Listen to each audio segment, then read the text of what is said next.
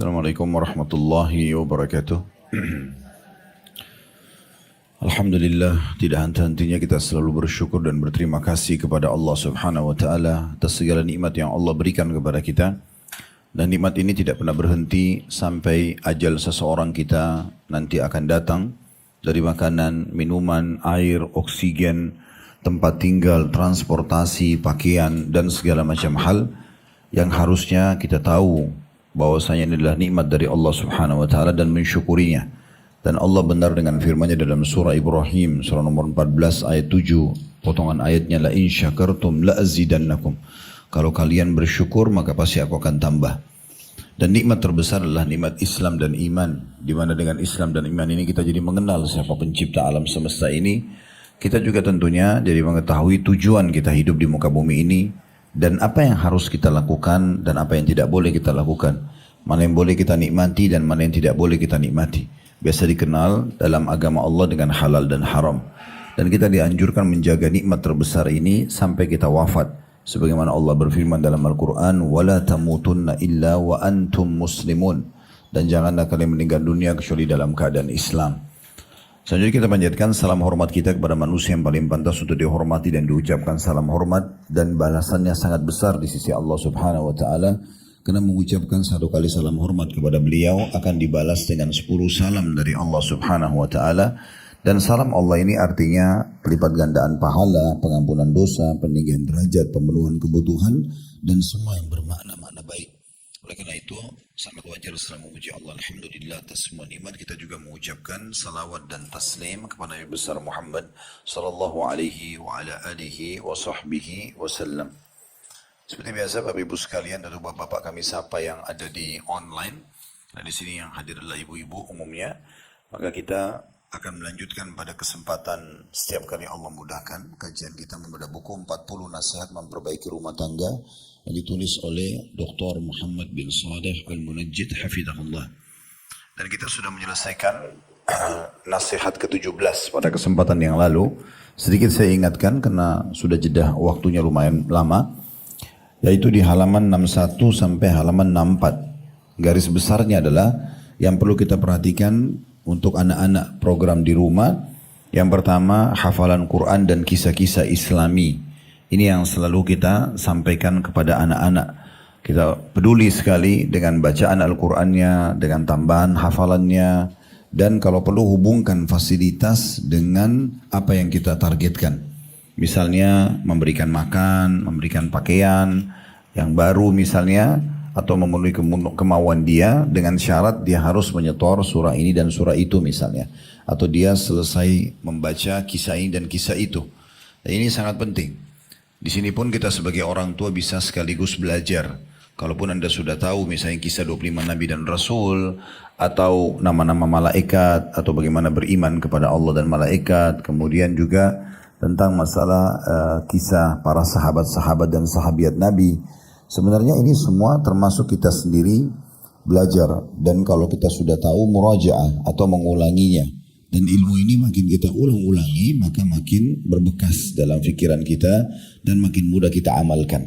Jadi ilmu kalau kita duduk dan dengarkan misalnya 2 atau 3 kali atau bahkan sampai 5-6 kali, itu lebih mudah kita amalkan dibandingkan hanya sekali saja, yang mungkin setelah kita duduk dalam satu majelis biasanya persentase terima masuk dan berkas dengan tidak itu sangat tipis ya perbedaannya. Kadang-kadang kalau kita setengah serius saja bisa 50-50%. Kayak majelis seperti ini misalnya, kalau kita memang hanya setengah jiwa untuk mendapatkan ilmunya, maka berarti nanti akan berbekas 50%. 50% sudah terlupakan. Jadi kalau kita ulangi, maka akan teringat lagi yang 50% yang sudah dipelajari, dan 50% yang terlupa itu juga bisa jadi ya bertambah dan teringat. Begitu juga kalau kita lalai, mungkin misalnya persentasenya yang kita tangkap hanya 40%, 60% kita lupa, juga sama manfaatnya besar. Oleh karena itu mengulang-ulangi maka sangat penting ya. Dan kisah-kisah Islami ini kita tahu sangat menyentuh, dan cukup banyak sekarang buku-buku yang bisa kita beli untuk dibacakan kepada anak-anak. Kemudian yang kedua, hati-hati terhadap keluarnya anak-anak bersama teman-teman jalanan, dalam kurung yang semaunya sendiri. Saya sudah pernah sampaikan, ibu-ibu sekalian tolong diperhatikan karena waktu Anda lebih banyak dengan anak-anak, harus kita yang menjadi pengatur anak-anak. Jangan anak-anak yang mengatur kita. Baik makanan, minuman, pakaian, pergaulannya, semua kita yang atur. Dan ini bukan berarti kita otoriter, tapi memang itu amanah di sisi Allah Subhanahu atau dari sisi Allah Subhanahu wa taala yang harus kita jaga. Jadi tidak boleh kita sibuk menanyakan anak-anak mau makan apa, mau pakai baju apa, mau pergi kemana. Bukan mereka penentu keputusan, tapi kita penentu keputusan sebagai orang tua karena akal kita jauh lebih sempurna daripada mereka. Jadi jangan suka menanyakan ya. Di sini kalaupun kita sayang sama anak-anak bukan berarti kita perlu tanya mau makan apa. Karena kalau dia minta sesuatu yang ibu tidak punya di rumah, maka akan kerepotan menyiapkannya. Tapi apa yang ada di rumah kita siapkan, apa yang kita ingin beli dan jadikan sebagai sajian pada hari itu, kita beli lalu kita mengatakan, nah ini rezeki hari ini dari Allah, baca bismillah, tangan kanan kita makan ya, syukuri. Nah biasakan itu. Nah, biasakan. Saya sudah pernah kasih contoh itu ya. Sebab kalau misalnya kita bilang, ibu bilang nak mau makan apa, lalu dia bilang misalnya ayam goreng.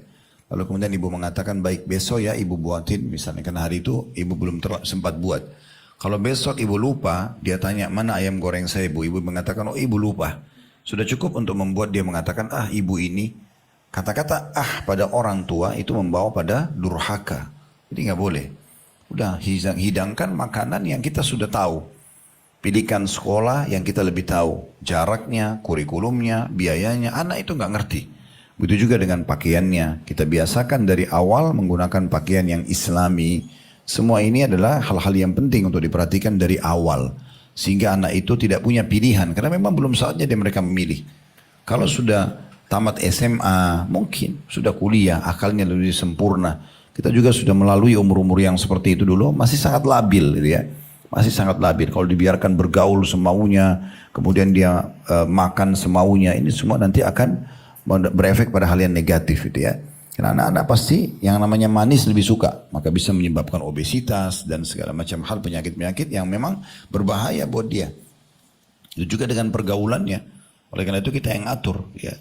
Saya juga pernah memberikan tips, tidak ada salahnya ibu-ibu sekalian bertanya pada anak-anaknya, nak siapa saja nama-nama teman kamu di kelas. Atau kita sebutkan namanya ya. Kalau saya di rumah saya biasakan untuk tidak menyebutkan kamu dan aku ya. Sehingga memanggil nama. Jauh lebih santun. Baik kami orang tua memanggil anak-anak, ajak ngomong atau antara adik sama kakak. Jadi biasakan dipanggil namanya gitu ya. Dan itu tanya, misalnya namanya Ahmad, kita mengatakan Ahmad di kelas siapa saja teman-temannya. Walaupun kita mungkin tidak butuh semua nama-nama itu, tapi kita merasa atau dia merasa kita hadir dalam hidupnya. Bertanya, mungkin dia sebutkan fulan, fulan, fulan, fulan. Oke. Setelah itu kita coba tanya, siapa di antara teman-teman itu yang paling baik? Yang paling pintar di kelas, pasti dia akan sebutkan salah satunya, si fulan. Baik, kenapa dia pintar? Misalnya dia mengatakan karena rajin membaca buku, karena rajin merespon guru, atau apa sajalah yang dia jadikan alasan. Kita mengatakan kalau gitu nak, ya Ahmad juga harus menjadi seperti itu. Bahkan kalau perlu lebih berprestasi. Terus kita nggak apa-apa kita tanya, siapa di antara teman-temannya yang tidak baik? Oh si fulan misalnya, kenapa? Suka ganggu temannya, suka tidur, malas datang misalnya. Oke, kita bilang jangan jadi seperti itu ya nak. Kalau mau lebih dikembangkan lagi, tidak ada salahnya kita berhubungan dengan pihak sekolah. Kemudian kita juga mengenal wali-wali murid yang lainnya. Sehingga kalau ada anak-anak yang mengganggu anak kita, kita bisa komunikasikan baik sama pihak sekolah ataupun kepada orang tua anak tersebut. Kemudian selanjutnya yang ketiga adalah perhatian tentang atau terhadap mainan anak-anak yang menghibur dan yang mendidik. Ya, ini hindari semua hal-hal yang berbau agama, larangan agama. Tidak usah terlalu banyak boneka-boneka gitu ya. Mainan-mainan seperti ini. Pertanyaan sederhana, apa manfaatnya? Itu hanya murni hiburan, tapi tidak ada pendidikannya. Bagaimana kita mengubah itu menjadi hiburan dan juga di pendidikan. Seperti membiasakan anak untuk cinta dengan buku. Kita belikan buku, ayo ibu bacain ya. Jadi dia ketagihan dengan buku tersebut. Ya, ketagihan dengan buku daripada boneka ya. Apalagi boneka hal-hal yang pernah kita singgung di kelas kita di sini, ya, yang tidak ada manfaatnya. Ya, saya sebutkan nama-nama seperti misalnya Doraemon. Ya, itu betul-betul boneka itu ya wajar dari orang non-muslim ya. Tapi apa yang diajarkan? Pesannya apa? Boneka itu bisa mengeluarkan apa saja dari perutnya, apa yang diminta oleh temannya misalnya. Kalau kita memberikan anak-anak kita nonton ini, apa pesan yang dianggap oleh anak kita? Apalagi kita berikan boneka Doraemon, bisa saja kalau dia sedang mau tidur di kamarnya, dia ajak ngomong boneka itu. Dia menganggap punya sesuatu seperti di kartunnya. Dan itu tidak benar. Kisah-kisah tentang khayalan-khayalan Cinderella, putri yang bisa mengubah sesuatu dengan tongkatnya misalnya, ya, atau saya pernah sebutkan Mickey Mouse dan Minnie Mouse, itu kan tikus ya. Apapun ceritanya, tapi itu tikus. Dalam Islam tikus itu dikenal dengan istilah fuwaisiqah, hewan yang buruk. Ya. Kita kalau mimpi lihat tikus berarti ada sesuatu yang buruk. Tikus itu hewan yang boleh dibunuh. Ya, kata Nabi SAW, hewan ada 5 hewan jenis hewan boleh dibunuh di wilayah haram dan di luar haram. Wilayah haram itu Mekah sama Madinah, itu tidak boleh dibunuh hewannya, tapi 5 hewan ini boleh dibunuh. Disebutkan yang pertama tikus, baru kemudian ular, ya, kemudian anjing buas, kemudian raja wali, ya, kemudian yang selanjutnya yang kelima itu burung gagak yang bagian dadanya ada bulu warna hitamnya, tapi tikus ini bagian daripada itu. Untuk apa kita menjadikan tikus sebagai idola anak kita? Apa pesannya? Apakah hanya karena viral? Itu nggak benar, gitu ya. Maka harus hati-hati sekali. Harusnya kita mengubah itu. Kalau kita dulu waktu kecil memang terbiasa begitu dengan orang tua, karena orang tua kita belum terlalu paham, ibu-ibu udah sekarang sudah ikut taklim. Harusnya tahu gitu ya. Apa susahnya kalau kita belikan buku dan kita biasakan dia untuk membaca, kita bacakan buku tersebut, ya, yang menarik buat dia sehingga dia cinta dengan pendidikan. Setiap kali kita titipkan pesan mainan ada manfaatnya, gitu ya. Dan usahakan selalu dihubungkan dengan masalah prestasi. Jadi kalau dia mau dibelikan mainan harus ada target. Misal contoh, dia harus sholat 5 waktu on time. Hubungkan dengan masalah itu. Dia harus bisa membaca beberapa ayat Al-Quran dalam hari tersebut atau mengulangi. Atau dia harus prestasi di sekolahnya, dia juara, baru kemudian apa yang dia mau dikasih. Nah ini semua akan sangat membantu dia untuk menjadi anak-anak yang baik. Kemudian selanjutnya yang keempat, ini misalnya kita masih muraja ya, mengulangi terakhir materi yang kita bahas ya. Yang keempat adalah memisahkan tidur antara anak laki-laki dan anak perempuan. Ini beranjak daripada hadis Nabi SAW, ajarkan anak kalian sholat di umur 7 tahun dan pukullah mereka di umur 10 tahun. Tapi sudah kita jelaskan pukulan yang tidak berbekas. Gak boleh tampar wajah, gak boleh jambak rambutnya, gak boleh cubit sampai berbekas ya. Pukulan itu hanya menggunakan jari telunjuk atau mungkin kayu siwak kecil, hanya sebagai peringatan saja. Ya, dan itu pun sudah pernah kita jelaskan, 7 tahun pertama tidak boleh ada pukulan. Ya, semuanya dengan kelembutan. Sebagaimana Ali radhiyallahu anhu mengatakan, didilah anak kalian dengan 7 tahun dikali 3. 7 tahun pertama dengan lemah lembut, karena itu masa dia belajar. Jatuhkan benda atau apa saja, maka itu memang biasa. 7 tahun kedua baru dengan ketegasan, makanya perintah dipukul di umur 10 tahun. Ada saya lihat subhanallah sebagian ibu-ibu itu terlalu luar biasa itu ya, sama anak-anak kasar, keras. Nah, anak-anak masih kecil nggak ngerti apa-apa, semuanya harus dipukul, dicubit. Akhirnya anak itu trauma. Dan ini berbahaya, tanpa dia sadari anaknya sebenarnya sedang marah dengan dia. Ini biasanya efeknya di akhir-akhir hidupnya ibu-ibu dan orang tua seperti ini, maka dia akan tinggal bersama anaknya dan anak pun akan kasar dengan dia. Ya. Karena tidak ada sama sekali kasih sayang yang dia berikan gitu ya. Kasar sekali. Padahal sebenarnya Nabi SAW menyebutkan salah satu ciri wanita ahli surga, wanita yang wadudul walud, yang laki-laki disuruh menikah dengan mereka. Yaitu yang penyayang dan juga subur gitu ya. Penyayang sini maknanya luas sekali. Kemudian juga 7 tahun yang ketiga, kalau 7 tahun kedua itu boleh tegas, ya, di 10 tahun termasuk, kata Nabi SAW tadi, pukul mereka kalau mau sholat, kalau tidak sholat, dan pisahkan mereka di ranjang. Itu sudah 10 tahun. Ya, karena sudah mulai mengenal aurat satu sama yang lain. Walaupun umur 10 tahun umumnya belum balik, ya, tapi sudah dipisah. Kalau kita bisa memisahkan antara perempuan sama perempuan juga bagus banget, gitu ya. Sekaligus ya. Kalau rumah besar, ada kamar masing-masing itu bagus. Ya, kalau tidak minimal yang sesama jenis yang digabung, misalnya kita buat ranjang susun, misalnya ya di kamar, atau 2 ranjang yang berpisah, single bed misalnya, yang bisa masing-masing tidur, perempuan sama perempuan, nanti kamar laki-laki sama laki-laki contohnya, itu sudah diperintahkan. Dan 7 tahun ketiga kata Ali radhiyallahu anhu, ajaklah dia berdiskusi, maksudnya 14 tahun sampai 21, itu boleh kita ajak diskusi, ya, karena memang sudah mulai sempurna akalnya gitu ya. Kalau setelah itu umur 21 tahun lepaslah di masyarakat, dia akan jadi pemimpin. Sudah bisa berjalan sendiri. Asal memang pakai metode yang benar. Termasuk di sini jangan pernah bercanda dengan misal contoh ibu lucu melihat anak laki-lakinya lalu dipakein jilbab. Misal. Atau dipakein baju perempuan. Jangan sama sekali. Ini awal bibit LGBT ini. Ya. Atau anak perempuan sengaja dipakein baju laki-laki. Gitu kan. Karena dianggap lucu. Kayak dipakein gamis, kopiah. Jangan.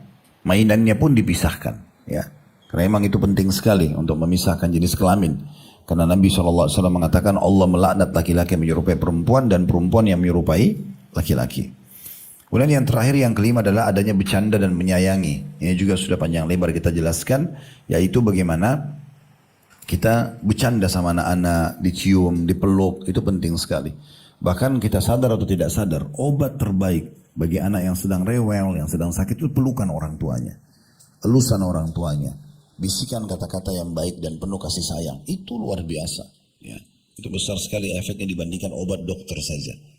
Ya, apa gunanya anak itu lagi sakit, kemudian disuruh minum obat sambil dimarah-marahin. Ya. Itu gak benar. Ya, saya pernah temukan begitu. Istri di rumah pada saat mau minum obat, dipegang. Akhirnya saya juga pas lihat gitu kan. Dan sedikit dipaksa. So saya larang. Kenapa harus seperti ini? Oh dia gak mau minum obat sebentar. Saya ajarin caranya. Saya ajak ngobrol baik-baik anak itu walaupun masih kecil. Ini obat gunanya untuk ini ya nak. Dan segala macam. Coba ya sambil saya bercanda. Misalnya obat di sendoknya itu saya buat kayak pesawat-pesawatan nih. Ayo ya minum ya. Tapi minum kok.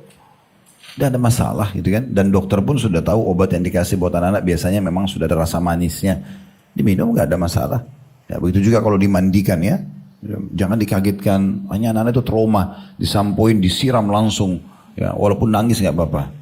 Berapa kali juga saya temukan anak-anak di rumah begitu. Terus saya tegur, saya contohin caranya. Coba diajak ngobrol, diajak bercanda, dipegangin mainan, kemudian disiram baik-baik gitu kan. Maka tidak ada masalah. Sampai selesai mandi tenang-tenang saja contohnya gitu kan. Jadi jangan lahirkan trauma-trauma yang tidak baik bagi anak-anak gitu ya. Ini semua sudah pernah kita jelaskan. Dan dalam riwayat disebutkan bahwasanya Nabi SAW pernah mencium Hasan dan Husain. Ya, radhiyallahu anhuma. Kemudian ada satu orang yang bernama kalau tidak salah Aqra bin Habis, ingat saya nama sahabat ini, dia kaget karena dia tinggal di padang pasir, dia mengatakan orang Badui, dia bilang, apakah kalian mencium anak-anak kalian? Sungguh saya memiliki 10 anak belum pernah saya cium selama ini. Maka kata Nabi SAW, saya akan buat apa lagi kalau Allah telah mengangkat kasih sayang dari hatimu. Nah, jadi memang ini penting sekali untuk diperhatikan. Karena nanti ada saatnya memang anak-anak kalau sudah mulai lebih umur, lebih tua, lebih besar, itu sudah hilang masa itu. Kayak contoh sudah gadis, sudah bujang, dia merasa risih walaupun orang tuanya mau cium gitu ya. Nah, di saat kecil lah memang saatnya kita memeluk mereka, mencium mereka. Karena itu adalah hal-hal yang baik. Ya. Ingatlah apa yang kita lakukan pada anak-anak kita adalah investasi masa depan. Maksudnya kita sekarang kasih sayang dengan mereka, kita pun nanti akan disayangi oleh mereka gitu ya. Nanti kita tidak tahu di akhir hidup kita. Mungkin akhirnya kita harus bergantung pada mereka. Mungkin tinggal di rumahnya, kita nggak tahu keadaan. Ya, atau paling tidak walaupun kita mampu berdiri sendiri, tetap masa tua kita butuh perlindungan dan juga perhatian anak-anak gitu ya. Nah seperti itulah. Baik, kita sekarang masuk ke nasihat 18 Bapak Ibu sekalian. Rahimakumullah. Masalah mengatur waktu tidur dan makan. Ini juga salah satu problem ya. Bagi anak-anak. Karena mengatur waktu tidur ini harus dibiasakan. Ya. Biasanya ada dibiarin begadang sampai jam 12 malam, jam 1 malam. Karena alasan tidak mau tidur. Sebenarnya itu tergantung. Kalau kita membiasakan lampu di rumah selalu terang, ya, kita selalu menyiapkan makanan yang manis-manis, ya, berlebihan, maka memang dia aktif sekali. Karena dia tidak ada beban seperti kita ada aktivitas. Ya. Saya ingat dulu waktu itu saya sempat mampir di rumah sepupu saya di Melbourne di Australia. Waktu itu saya dipanggil diundang berdakwah di sana. Rupanya waktu saya nginap di situ pagi hari karena semua teman-teman Indonesia lagi pada kerja, maka saya isi taklimnya setelah mereka pulang kerja. Mulai sore habis asar dan maghrib isya gitu ya. Berdiskusi sama mereka atau di weekend. Nah di weekday itu ternyata saya di rumahnya, saya lihat rumahnya dia buat rumah titipan. Ya, titip anak-anak. Banyak sekali orang-orang bule yang nitip sama mereka. Dan anak-anak yang dititip ini bukan orang muslim juga. Banyak gitu ya. Terus kemudian anak-anak itu tenang gitu. Ya. Sampai orang-orang tuanya pun merasa senang karena dirasa dijaga amanah itu. Saya coba tanya, apa kiatnya sehingga anak-anak bisa tenang? Oh, di sini dihindari dikasih makanan manis. Kayak coklat-coklat. Itu lumayan karena dia makan, sumber energinya bertambah, jadi loncat sana, loncat sini, jadi makin aktif. Jadi kita mungkin tetap batasi. Seperti orang dewasa mirip ya. Karbonya dikurang, lebih banyak protein daripada karbonya misal contoh. Itu satu hal yang harus diperhatikan. Ternyata memang itu sangat berpengaruh. Dia bilang jadi di sini tempat penyediaan biasanya memang disiapin makanannya. Tapi kita titip pesan sama orang tuanya. Jangan bawa coklat-coklat, es krim. Ya, dikasih makanan yang lain. Sayur-sayuran, makanan. Dan ternyata itu memang lebih mudah diatur. Nah itu kadang-kadang yang membuat anak-anak begitu aktif gitu ya. Nah mengatur pola tidur ini penting. Ya, mengatur pola tidur penting. Kalau memang masih kecil dibutuhkan siang hari misalnya mau tidurin, oke. Disilakan dengan kailula. Malam hari itu maksimal jam 9, jam 10 sudah harus tidur. Ya. Kalaupun kita ada aktivitas, mohon maaf suami istri atau apa, itu memang anak-anak sudah ditidurkan. Sehingga memang tidak terbiasa begadang. Karena anak-anak ini dia tidak ada beban. Dia bisa kalaupun sampai jam 1 malam, asal memang lampu masih menyala, masih dikasih kesempatan untuk mengkonsumsi makanan di waktu-waktu itu atau bermain, maka dia akan ikutin terus. Dia. Dan susah lagi diatur untuk masuk sekolah, untuk sholat dan segala macam hal. Itu yang akan dibahas di nasihat nomor 18, masalah mengatur waktu tidur dan juga pola makan. Ya. Porsinya, ya, kemudian dipilihkan tadi saya bilang makanan-makanan yang sehat. Jadi apa yang Bapak Ibu dapat informasi sekarang perlu menjaga makanan, maka itu diterapkan dari masa kecil anak-anak kita. Kalau bisa misalnya susu pun, ya, susu yang tidak terlalu banyak gulanya gitu ya, sehingga memang anak-anak itu memang mungkin sedikit lebih mahal biasanya harganya, karena susu yang murah itu memang lebih banyak kandungan gulanya gitu ya, maka itu akan lebih besar manfaatnya. Nah, ini kurang lebih gambaran pembukaan di nasihat nomor 18 ya. Karena problem yang banyak juga dihadapi oleh orang tua seperti itu. Ya. Dikatakan sebagian rumah oleh Dr. Muhammad punya kondisi layaknya hotel. Hampir penghuninya tidak mengenal satu sama yang lainnya. Dan jarang sekali mereka bertemu. Misal contoh orang tua sama anak berpisah tempat, berpisah lantai. Dan tidak dilowongkan waktu untuk datang ya. Sebagian anak makan atau tidur kapan saja mereka suka, sehingga menyebabkan mereka begadang dan menyia-nyiakan waktu. Juga menumpuk antara makanan yang satu dengan yang lainnya. Kekacauan seperti ini menyebabkan runtuhnya tali ikatan, semangat dan waktu yang sia-sia, serta membentuk jiwa yang tidak konsisten atau istiqamah. Ya. Seperti misalnya banyak orang tua karena dia mau sibuk dengan handphonenya, maka yang penting anaknya dikasih makan. Ya. Yang penting dia ditemani oleh asisten rumah tangga, ya udah akhirnya jadi masalah gitu ya. Kedekatan antara orang tua sama anak berjarak, ya, makanan pun tidak terkontrol gitu ya. Apa saja yang dia mau dikasih, yang penting tidak nangis, penting tidak rewel misalnya. Padahal sebenarnya ini keliru ya, padahal sebenarnya nangis dan rewel itu karena itu bahasa dia ya, yang masih bisa kita kontrol gitu ya. Ini yang disebutkan dalam poin ini. Sebagian orang yang pandai atau sebagian orang yang pandai berdalih mengatakan anak-anak yang sekolah dan kuliah waktu keluarnya tidak bersamaan, laki-laki dan perempuan, demikian pula halnya dengan pegawai, buruh dan pedagang.